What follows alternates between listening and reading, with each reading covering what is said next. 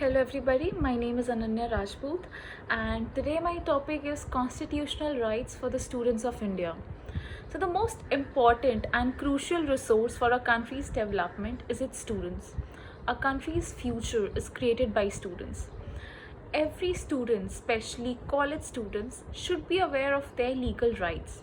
Although there is no unique right or provision dedicated only to the students in India, there are some crucial rules in the Indian Constitution that every student should be aware of. Now, first of all, it is right to freedom of speech and expression, which is given under Article 19(1)(a). Now, as we all know, freedom of speech refers to the ability to express oneself through speech, writing, or any other resource. Now, in India, each and every student has the same right. Now, of course, as stated in Article 19(2) of the Indian Constitution, there are some limitations. As a student, you have the freedom to express yourself, but it does not give you the right of to freedom of speech and expression to defame others. You have certain limitations and you have to abide by that. There was a petition which was submitted by a law student in the Supreme Court, and it emphasized on the importance of freedom of speech and expression, both from the standpoint of individual liberty and the democratic form of our democracy. Now, the Supreme Court ruled that in a democratic constitution that allows for changes in the composition of legislature and governments, freedom of speech and expression are essential and must be protected. Now, the second is Article 21 of Indian Constitution, which guarantees right to life.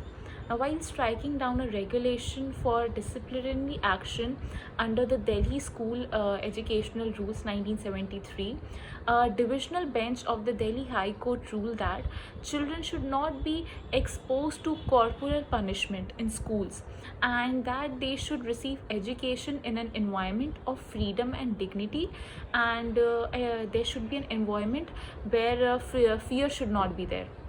Now, nobody, including the government, has the authority to take your life according to the right to life under Article 21. Now, the government is required by this law to take adequate measures to safeguard life by enacting laws to protect you. Now, the right to life also requires the government to take reasonable measures to safeguard you if your life is in danger. When making decisions that may put you in risk or influence your life expectancy, public authorities should also consider your right to life. Now, if a member of your family dies in a state related matter or in a state related circumstances, you are entitled to an investigation. Then there are some student rights in Indian Contract Act and criminal law, which says, like, under the Indian Contract Act 1872, a student who has reached age of majority, that is 18, can engage into a contract. He can indulge himself into a contract.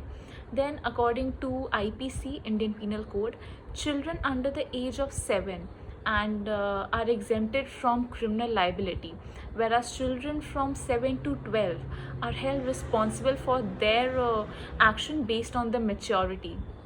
Now, unless they are discovered committing a major offense as defined in the act, students under the age of 18 are safeguarded from being punished as adult criminals by the Juvenile Justice Care and Protection of Children Act 2015. Now, then there is a right to constitutional remedy. Now, this is a very special right that all citizens should retain. A citizen has a right to bring a matter to the court if any of his or her right or his or her fundamental rights are violated. The court serves as to a deterrent to anyone who violates these rights. Now, fundamental rights plays a very important significant role in life of every citizen of India. Now, these rights can defend during the time of complexity and difficulty, and it helps us to grow into a good human being. And that is why all the rights are the needs of people, and we should be aware of the rights. Thank you.